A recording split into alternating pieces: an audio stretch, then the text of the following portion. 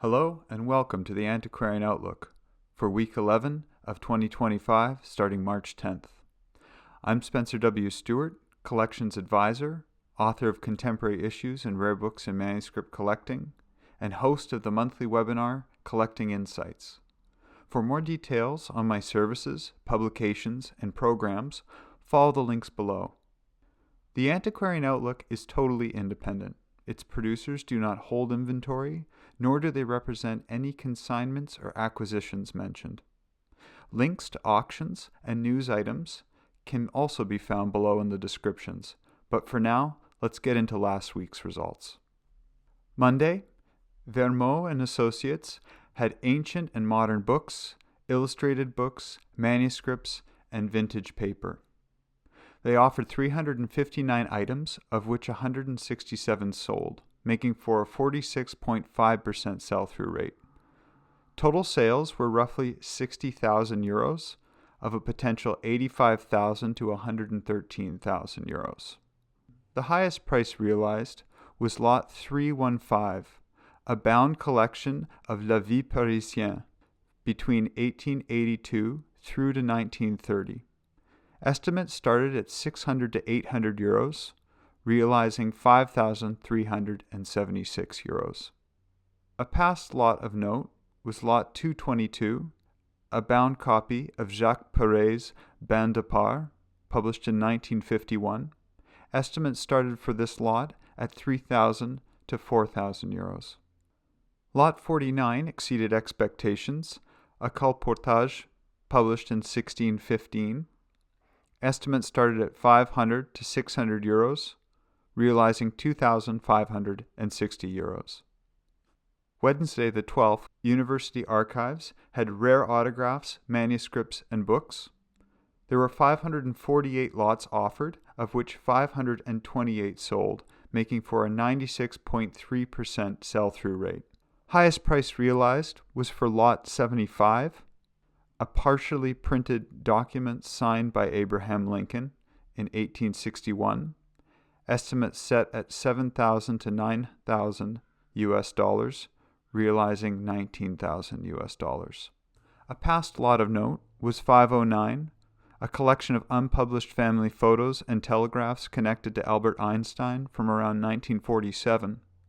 Estimates were set at 15,000 to 20,000 US dollars. Lot 290 performed well above expectation. A pair of documents, likely written by a loyalist or even a spy supplying information to the English during the Revolutionary War, dated 1777. Estimates were set at 1,000 to 1,500 US dollars. However, bidding was strong, and the lot went for 13,000 US dollars. Still with Wednesday, RR Auctions had fine autographs and artifacts. When the sale was initially posted, there were 628 lots offered. However, now the auction site only shows 469. So either A, 159 lots were withdrawn, or B, sell-through was 74.6%. The highest price realized was for Lot 625, a mixed media piece done by Bob Dylan. The bidding started at $60,000 US, and it realized just under $80,000. There were two somewhat similar lots in this sale that exceeded expectation. Lot 33, a significant pairing of two presidential documents connected to James Buchanan, pertaining to U.S.-Chinese relations. Bidding started at $2,000 US, however reached $17,858 US. And Lot 43, a Benjamin Harrison letter signed as president on immigration. Estimates were set at $2,500 US, realizing $17,379 US. On to Thursday, Forum Auctions had an online sale, travel books, maps, and atlases. The sale featured prominently the property of Arthur Probsthean Bookshop, founded in 1903, an independent bookstore based in London specializing in antique Asian and African books. There were 298 lots offered, of which 258 sold, making for an 86.5% sell-through rate.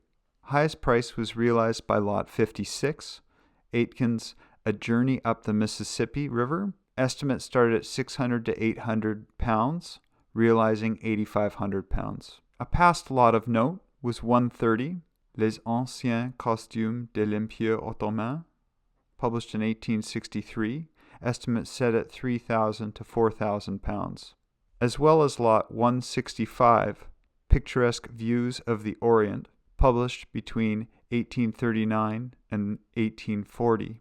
The estimates with this lot were £6,000 to £8,000. On the day, lot 56, mentioned previously, exceeded expectation. However, there were a number of high performers, particularly group lots. Lot 7, a group lot of books primarily relating to India, estimates set at £200 to £300, realizing £1,900. Lot 14, estimates set at £200 to £300, realizing £1,600. And finally, lot 268, estimates set at £400 to £600, realizing £3,200. No doubt there were specific items of great interest in these group lots. This Johannes Ram Atlas of what is now Sri Lanka and India also performed very well, lot 250. Estimates set at £300 to £400, realizing £3,000. Still with Thursday, Gonnelli wrapped up their 5-session sale, which started at the beginning of the week. A bit of an unusual circumstance here. They are a bookseller with an auction arm of the business. As of taping, they've not clearly posted the results of the sale, merely listing base price of various lots. So with that, we'll take a look at some of the real premier pieces. Lot 432, A History of Microscopes and Telescopes by Pierre Borel, published in 1655. The base price set for this is €15,000.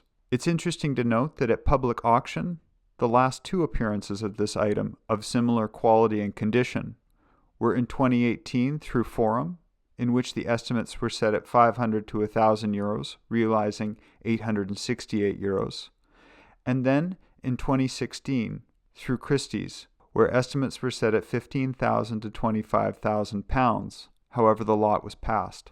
Another item of note is John Rapier's Keystone on the History of Mathematics, published in 1617. The base price listed for this was at €15,000. Similarly with the Burrell, the last appearance was in 2018 at public auction through Sotheby's, in which, in a similar condition, £20,000 to £30,000 was the estimate, and the realized price on the day was £25,000. And then there was another appearance in 2017 through public auction by Christie's, in which the estimates were set at £30,000 to £50,000, realizing £35,000.